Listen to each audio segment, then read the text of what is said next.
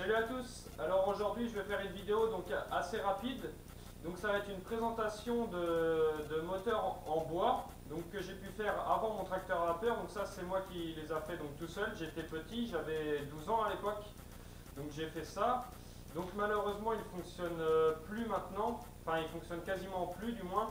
Tout simplement parce qu'ils sont restés donc longtemps dans le grenier et tout, donc à l'humidité, le bois a travaillé, les pistons ont gonflé dans les cylindres, etc. etc. C'est ça le problème du bois, ça travaille. Donc je vais tenter quand même de vous expliquer donc, comment ça fonctionne et de vous montrer un petit peu le si peu que ça va marcher. Alors voilà les deux moteurs. Donc les deux moteurs qui ne fonctionnent plus maintenant malheureusement. J'avais pas pris de vidéo il y a 5 ans de ça pour garder des souvenirs de ces moteurs-là. Malheureusement, du coup, j'ai pas de vidéo de ces moteurs en fonctionnement, malheureusement. Donc, tant pis. Enfin, en tout cas, ils marchaient vachement bien. Il y a 5 ans de ça, ça fonctionnait très bien. Voilà. Bon, on va passer aux explications de ce petit moteur-là, tout simple dans un premier temps. Donc, celui-là, c'est un simple effet. Donc, comme on peut le voir ici, la distribution se fait donc par un excentrique, donc qui est relié à une bielle. Donc vous voyez d'ailleurs les bielles sont toutes tordues et tout, donc à cause de l'humidité que je vous disais donc dans le grenier. Et c'est d'ailleurs pour ça qu'il ne fonctionne plus. Du coup les tiges de piston sont toutes tordues, tout ça, ça frotte de partout. Sur celui-ci, il y a du jeu de partout. Je les ai mis à côté du poêle de façon à les chauffer un peu comment dire, pour essayer que les pistons bloquent moins dans les cylindres et tout. Mais je les ai laissés trop près du poêle ou trop longtemps, je sais pas. Donc du coup maintenant il y a du jeu, il y a vachement de jeu quoi. Donc tant pis, c'est pas grave. Donc je vais vous montrer donc comment ça fonctionne. Je vais vous expliquer ça plutôt. Donc là on a un excentrique qui est donc relié à ici, on le voit. Attendez, je vais vous zoomer un petit peu. Hop, donc là, ici, on a donc un renvoi d'angle, vous voyez, qui vient donc agir sur le tiroir ici. Vous voyez. Donc je vais démonter ça un peu pour vous faire voir mieux après. De toute façon, ils sont morts, ces moteurs-là. Donc c'est pas grave si je les démonte. Hein. Donc j'avais taillé donc, dans du contreplaqué des belles petites poulies comme ça, tout ça. J'avais fait ça assez proprement. Voilà. Donc voilà pour celui-là. Donc celui-là c'est un simple effet comme je vous le disais. Celui-là il fonctionne encore un tout petit peu. Je vais vous le faire voir donc juste après les explications. Il fonctionne pas longtemps mais bon c'est pas grave. Voilà. Donc on va passer maintenant au double effet. Celui-ci, le double effet ne fonctionne plus du tout malheureusement. Pourtant c'est lui qui fonctionnait le mieux dans le temps forcément, c'est un double effet. Donc lui, sa distribution elle se fait donc par bielle, comme vous le voyez ici. Et lui, il a du jeu de partout maintenant, il ne fonctionne plus du tout. Donc voilà. Donc maintenant, je vais passer, je vais vous expliquer un petit peu mieux tout ça. Je vais les ouvrir un peu. De toute façon, ils ne craignent plus rien maintenant, comme je vous disais. Donc on va ouvrir ça. Alors voilà.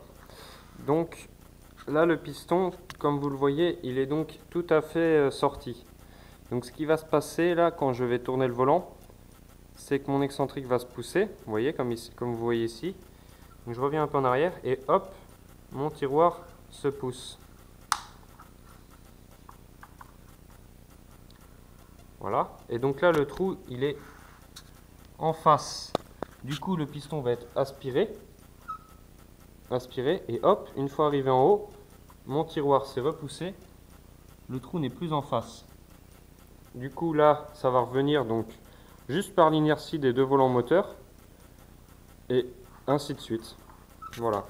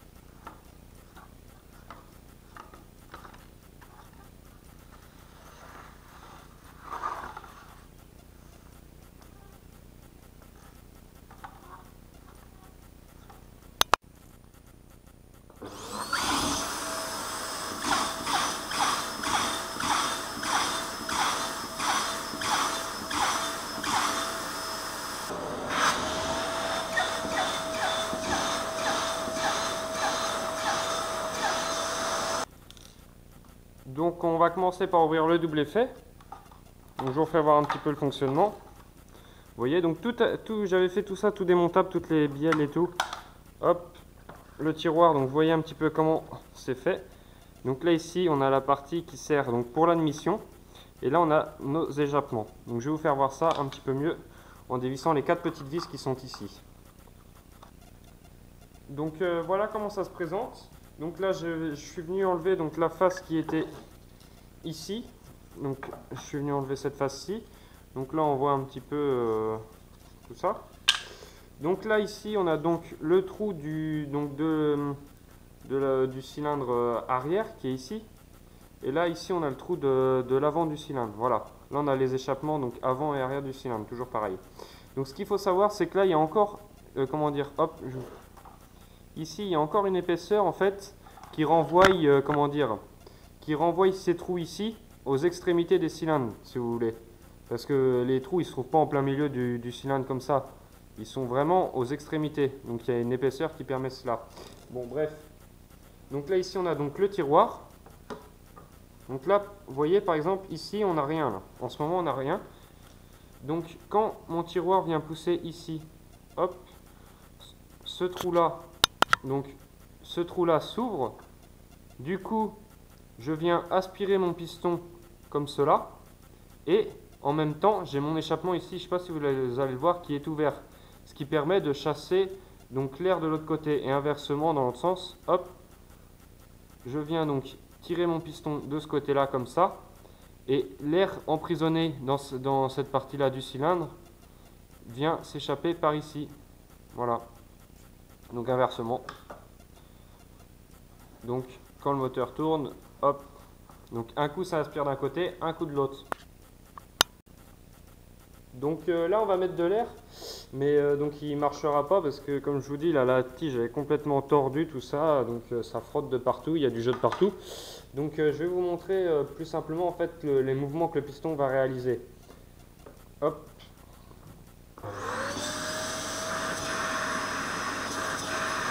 Donc vous voyez il n'y a pas assez pour tourner. Donc on va enlever la petite goupille, la bielle. Donc là, vous voyez, mon piston va être, hop, il est poussé. Arrivé complètement en haut, il va tirer dans l'autre sens. Voilà. Donc ça devrait être suffisant pour le faire tourner, mais comme je vous dis, il y a trop d'efforts, il y a du jeu partout, malheureusement. Donc vous voyez. Voilà. Donc pareil, on va faire la même chose. Donc celui-là c'est un simple effet comme vous pouvez le voir. Donc là le piston il est vraiment dur. Et arrivé là, vous voyez, hop.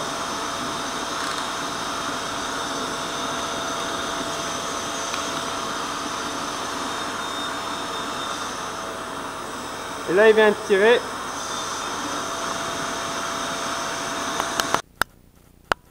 Donc je vais vous montrer aussi un petit peu pareil. Donc là j'avais tout mis sur goupille, tout ça, vous voyez, donc pour l'excentrique, hop, le petit renvoi d'angle, donc comme vous voyez, donc là il y a juste un trou, tout simplement parce que c'est un simple effet, donc le petit renvoi d'angle, et je vais venir ouvrir par devant aussi pour que vous voyez. Donc là ici comme vous pouvez le voir on a juste un trou, donc j'avais dû me tromper à la construction, c'est pour ça qu'il y a ce petit bout en plus, j'avais dû faire un trou trop gros. Enfin bref, ça on s'en fout. Donc voilà, donc tout simplement quand le trou vient en face de l'autre, on aspire le piston et ça vient donc faire fonctionner le moteur. Donc ainsi de suite. Donc je vais venir ouvrir aussi sur le côté là du cylindre là. Donc voilà, je suis venu donc enlever les vis sur le côté du cylindre. Donc on peut voir ici le piston donc carré. Donc qui a un petit peu de jeu heureusement parce que forcément quand le bois il gonfle comme je vous disais, et ben ça marche plus. Donc voilà.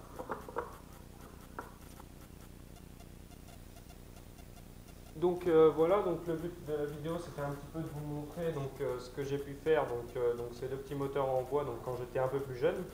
Malheureusement donc il ne fonctionne plus, c'est dommage que vous n'ayez pas pu les voir fonctionner.